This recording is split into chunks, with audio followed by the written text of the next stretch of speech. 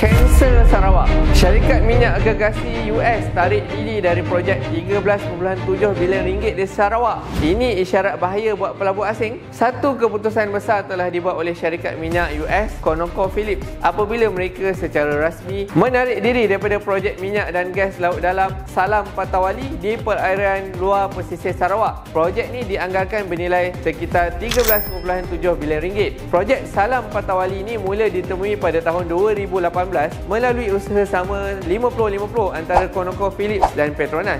Ia dijangka menyumbang pengeluaran puncak menjelang 2028 dan beroperasi sehingga tahun 2067. Namun begitu, pada April 2025, syarikat tersebut membuat keputusan mengejut keluar daripada projek semasa ia masih di peringkat awal. Tiada pelaburan terperinci diumumkan, tetapi jumlah kos pembangunan yang dijangka sudah cukup besar untuk memberi impak besar kepada ekonomi negeri. Kenapa ConocoPhillips tarik diri? Menurut laporan industri, keputusan ini dibuat atas dasar kajian semula strategi negara. Tetapi sumber dalaman lebih jelas, ketidaktentuan peraturan di Sarawak akibat pertikaian kuasa antara kerajaan negeri dan Petronas. Sarawak melalui syarikat milik negeri Petros makin lantang tuntut kawalan penuh ke atas sumber minyak dan gas mereka. Ini menimbulkan kerisauan pelabur asing yang mahukan kejelasan undang-undang dan kestabilan persekitaran perniagaan.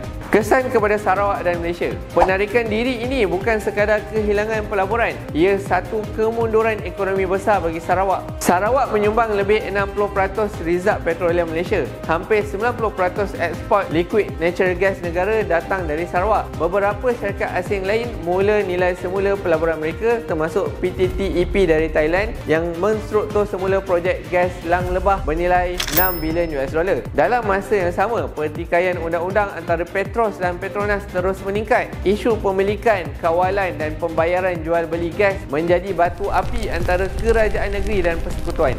ConocoPhillips pula kini beralih tumpuan ke Sabah di mana mereka sudah pun ada operasi dan kerjasama sedia ada bersama Petronas. Mereka masih kekal aktif di Malaysia dengan 6 kontrak perkongsian pengeluaran meliputi kawasan seluas 2.7 juta ekar.